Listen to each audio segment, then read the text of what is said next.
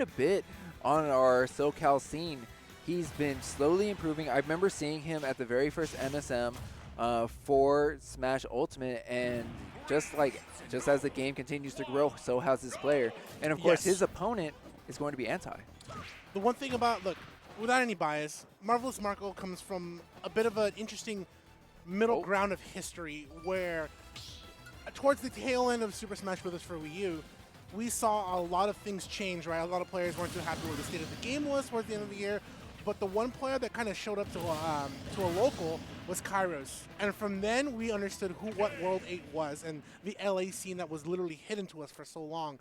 After Kairos came Marvelous Marco and Suga. And within those three, the LA region starts to slowly build up players like Vladen as well, winning in several tournaments. Those four in name right there are such at a high level that now they're starting to slowly take over a lot of players. And seeing Marvelous Marco here in top 8 is honestly no surprise to me because he's always been one of those players alongside Kairos, alongside Suga, alongside Vladen that are definite threats. They may not be PR'd, but they definitely hold a threat within any pool they enter. That's right, and we're starting to see that grind come to fruition as Marvelous Marco has already made top 8 here at Dreamhack Anaheim, which is no laughing matter.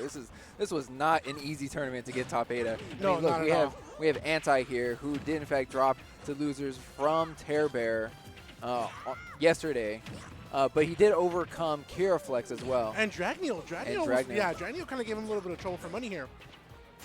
But of course, I'm curious to see what Anti has in store for Marvelous Marco. As you can see, Marvelous Marco is actually a very unconventional Toon Link. I mean, most of the Toon Links that you would see are, very projectile heavy. They're trying to set up, convert from boomerang or bomb into forward air. But look at the way Marvelous Marco moves around. Yeah. He continues to run in Anti's face. So I know a little bit about Marvelous Marco's training regimen. He has told me that a couple times. When he does play Wi-Fi, he'll go for itemless Link. And so he knows when to go ahead and use the right items for the play here. Pulls out bomb because Toon Link actually has the shortest bomb pool out of all of them. And seconds last a little bit less than Young Link and regular Link as well. Shortest bomb pull, but his bombs actually take the longest to explode. Yeah. So if you want to, utilize your bomb for a recovery, you actually have to pull it out very early because I think it's a full 5 seconds before that bomb explodes. Compared to Young Link, which I think is about 6 seconds, and then Link's bomb will auto-detonate within 30. And I think Anti's really been, he was in fact a Brawl veteran. I'm sure you've heard commentators talk about Brawl veterans all the time, but he just is he's very accustomed to looking at the timer to see when things are going to explode. And this is no secret. 5 seconds on the timer. Okay, you see a bomb pull out. You expect to know when that bomb's going to explode. It's going to put Marvelous Marco into a hit stun, and that's going to be your opportunity to get a harder punish. Yeah, speaking of trying to get a harder punish here, Marvelous Marco is looking for the setup here to finally get Anti to lose the stock. Gets the arrow. That's a snipe play. Finally, 35% on the Marco. If anybody's going to make a try to play for him, it's going to be Anti here. Retaliates with 63% all the way to 73 and the ledge to himself. And that's so unfortunate for Marco because as Anti was throwing out those up airs and he's continuing to combo Marco over and over, he dropped the bomb, which is what he was that was like his saving grace. He needed that bomb to stay in hand so they could explode and reset, mess up the momentum that Anti had. Okay, we see more bombs coming out, and now we're starting to see those projectiles come out, those Zairs. And then even the down air pushing Anti just enough away so that the up smash won't be able to punish. All right, Marco's kind of slowing things down. He's, like I said, he's looking for the right projectile to follow him through, trying to clear up some space between him and Mario, and then find himself towards center stage. Finally gets a forward air. The way he's throwing out Boomerang is that he wants to stop Anti from going for falling up airs so he can combo, but this allows Anti to understand, okay, fine, he wants him to play the ground game. I am very keen to go ahead and grab Toon Link for his mistakes. Oh, very cheeky Marco. You saw that the F-tilt, the back hit of the F-tilt actually put Anti off stage, and he was able to convert into a Boomerang. Just like that, Boomerang to forward air. It's going to clean up a stock, putting Anti on his last stock here in Game 1, but already taking 98%, 105%. Anti's in a great spot. Forward throw, nice. That bomb is going to explode, I was going to say. Yeah, remember, keep an eye on that timer, and I'm sure Anti is as well. Okay, what is the ledge trap going to be? Marco popping up just a little bit above the ledge in case Anti was trying to get ready with a dash attack. And Marco kind of got caught off a little bit on there. Anti with the up smash. Marco brought it down the last stock, but I feel like the one thing he's kind of slowly struggling is his bread and butters are very, very keen. he knows, like, okay, I need to get Boomerang the forward air. Bomb will pop up my Anti to go ahead and get him for a down air or an up air or a forward air, any of these moves here. But the one thing that Marco's having trouble here is finding the right pick, the right move, I would say the right confirm for the right job. And the way that Anti understands it is, okay, fine, I know why he wants me to drop shield. I know why he doesn't want me to jump. I'm going to get ahead of him and counter that play. Like I mentioned earlier, if Marco throws the Boomerang in the air, it's for a reason. He doesn't want Anti to approach in the air. He wants Anti on the ground, but Anti says, fine, I will go ahead and I'll grab you on the ground instead. I have ways. That's right. And of course, now running it right back to Pokemon Stadium. I'm expecting to see a lot of games here today, but we'll see how many counter picks we get from our players. Okay, just turning Marco around. Interesting use of cape from Anti. Did it as in more of a recovery situation as he fell onto Marco. So I'm going to keep an eye out for it, see if we see any more of those.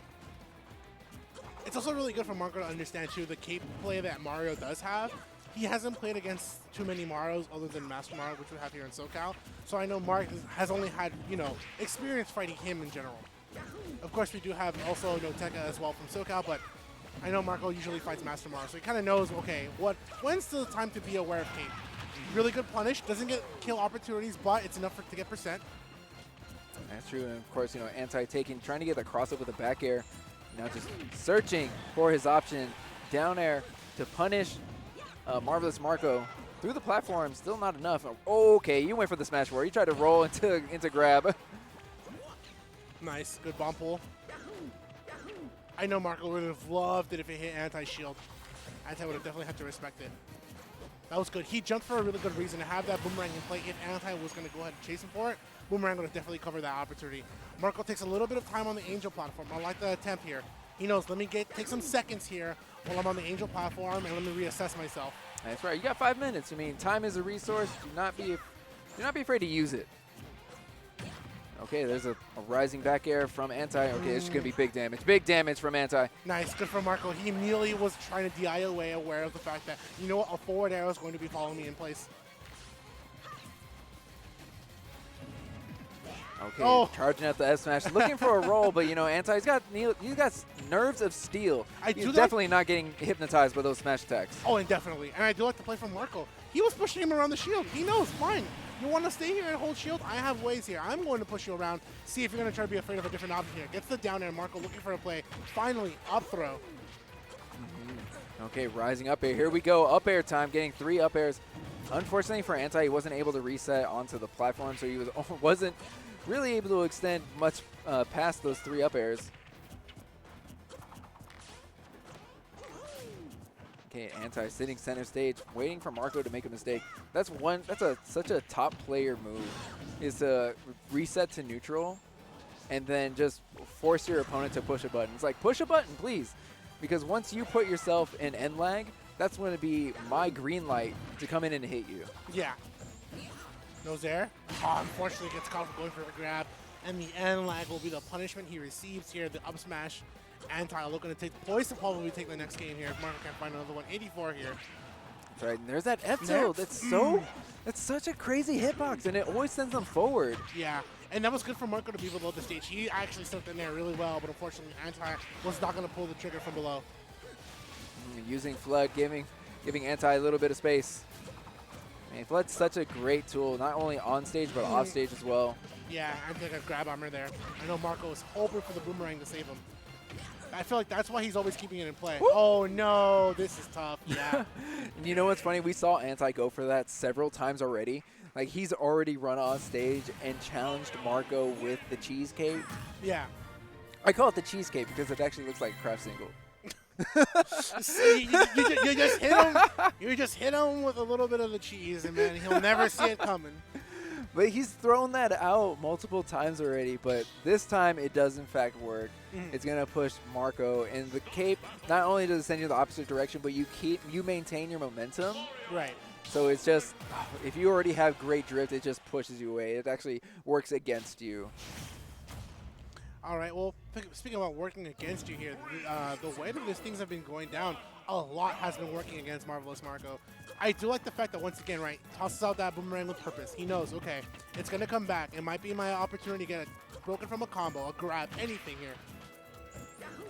That's true. I mean, just with those large blast zones, too, it's going to allow Marco just a little bit more breathing room because Anti's been doing a very good job of like getting those kill percents down and killing them like very early. Yeah, nice. Tail end of the up special there was able to save Marco. I feel like that's what slowly Marco was looking for, is to create space within him and Mario, and then see that Anti is going to be going for an opportunity to get him. But see, Anti, he's not falling for it. He knows, okay, I have to hold the shield a little bit extra longer. He doesn't want me to jump, fine. I'll be poised to play the ground game. Okay, just covering the platform, making sure that Marco is not trying to retreat. But Marco getting a punish of his own, falling down air was enough. Wow, it actually range, clipped. Yeah, I was what? gonna say, that range had me a little suspicious there. And of course, up smash to punish the whiff on shield. I mean, up smash out of shield has always been like a great option. The staple in the Smash series. Creating space here. That boomerang wasn't enough to create space for Anti to see that. Walks away on the platform, takes his time. You said about using time as a resource. Anti knows, you know what, there's 5 minutes on the clock, man. If you want to create space, fine. Have some of it. I'll come back when you're ready. Exactly. Forward air, yeah. Yeah, you have to throw out those forward airs. I mean, you could, in fact, like just go for another up air or even an up B, but with that position on the stage, up B gets a little bit more dangerous. Okay, falling there into jab and even getting the snipe with the fireball. Anti really just tacking on this extra damage. Oh, he wanted to hit him with the craft single, man. I mean, you're not like now that I told you that, you're never gonna be able to unsee it. I called it the ShamWow. That's what I called it. There you go. Forward tilt, get him off the stage. Finally, Marco with a little bit of breathing space, I would say slowly, because you can see the Anti respects it still. Okay, we're gonna see a back throw. It's gonna put Marco off stage. Just gonna charge a little bit of flood. Now, one thing I've noticed from Anti is he doesn't like hanging on to the flood for too often. Like he'll get you off stage, charge flood, use flood, he'll even go for it multiple times. The thing about it too is that if you get caught using your jump or an up special a little bit extra early, that flood will hit you and the water box will push you away. So lets Marco know, if I go for something too early, in fear of something else like a fireball or getting hit by Nair, that flood will get rid of me. Yeah, but at the same time, it works as a trap because Anti wants you to recover low. He wants to try and trap, either tag you with a 2-frame with the dash attack or a down tilt. Because then he goes down tilt into imagination, or the dash attack just sends you far off stage, and you're already in a worse position than you were before. Yeah. Forcing your opponent to recover low is a really great opportunity. And if you have tools to do that, definitely use them. So forward tilt. Finally, Marco looking for some space once again. Oh, that was a great. He parried that, wanted the up special. Immediately did not get killed, but, you know, he wants % at this point. Yeah, but instead, you know, he got Anti's foot in his face, and that's going to stop the up B from Marvelous Marco, and of course trying to just roll around and chase Anti all over this stage. Marvelous Marco having such difficulty. That bomb's about to explode. Yeah, and it does explode indeed. Unfortunately, Marco is able to actually come back on the stage. Unfortunate for Anti, because I know he probably wished it blew up in Marco's hands. Yeah, it actually forced Marco to use his air dodge, though, so that could have been like the green light for Anti to go in, but instead he opted to stay on stage and just wait for his ledge trap, extending his hurt box just a little bit too far and eating the super hot fire from Anti. Anti advances in bracket.